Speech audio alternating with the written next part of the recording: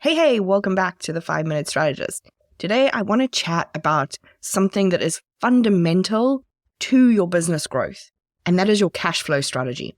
We all think of the flow of money in our business as the quote-unquote lifeblood of your business. And a lot of people who teach sales will teach you that sales is therefore the lifeblood of your business. But actually, it's much more intricate than that. And we need to understand how cash comes in and goes out of your business over time so that you can manage it to the benefit of your business. Cash flow might seem like a fancy term that you chat about with your accountant, but without a steady flow of cash into your business, you will go under, even if you seem profitable on paper. The terms cash flow and profit can sometimes get used interchangeably, but they are very much not the same thing. Profit, or net income, sometimes people call it, is what remains when you've made sales and you've deducted all of the expenses. It's an indicator of how well your business is performing over time, but it doesn't guarantee that you have money in the bank to spend. On the other hand, cash flow looks at money coming in and money going out over time. And it is very possible for a business that looks profitable on paper to struggle with cash flow if the timing of those income and expenses aren't synchronized. For example, if a significant client is late paying you and you need to pay payroll, you can end up having to cover the difference or not take a salary, even though your business looks profitable. And this is why you need to be really careful of people telling you that they made X amount in revenue, because often that X amount in revenue is not money that made it into their bank account.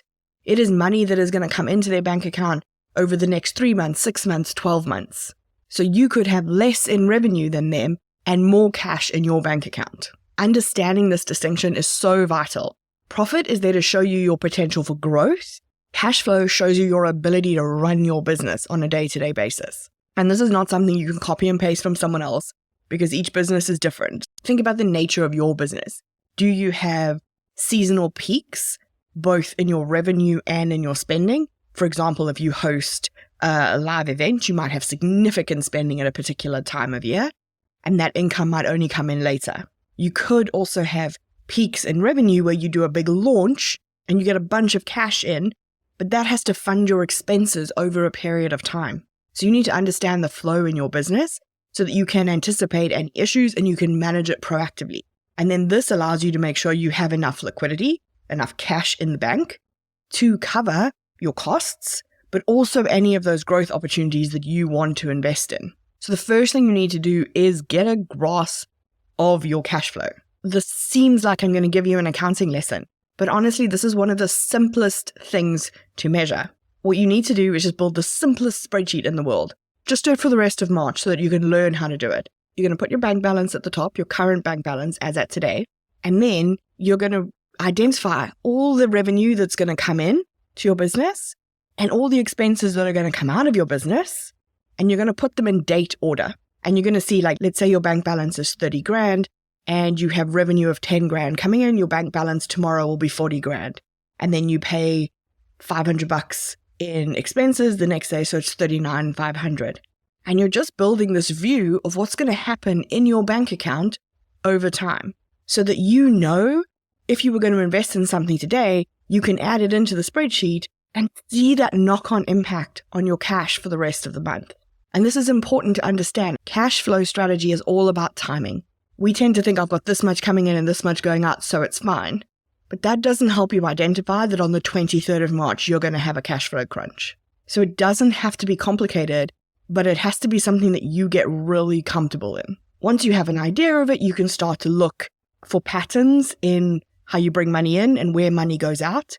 You can look where you have a fairly recurring amount of revenue versus a big jump in revenue in different seasons. You can look at how well your clients are paying you. Are they paying you on time when you expect it to come in? On the other side of the equation, you can look at, do you have that seasonality in your expenses side? Do you have any big expenses coming up that could negatively impact your cash flow? So what this forecast will allow you to see is any potential shortfalls so that you can make a plan now, whether that means you need to cut costs, you want to change the billing date of some of your expenses so that it matches the revenue a bit more evenly. Maybe you want to offer clients a discount to pay you up front. Maybe you want to be more aggressive chasing outstanding items.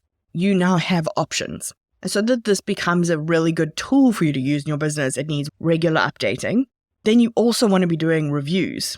So what potential issues are coming up, what might cause problems, and how accurate is your forecast? Did you forget about an expense? Are they higher than expected?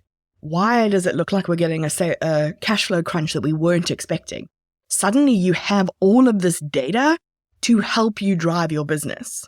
The goal with having a cash flow strategy is that it creates a resilient business. It can deal with the ups and downs of business because by maintaining a healthy cash flow, you're proactively thinking about how do I support my business's day-to-day needs and how do I fuel its growth?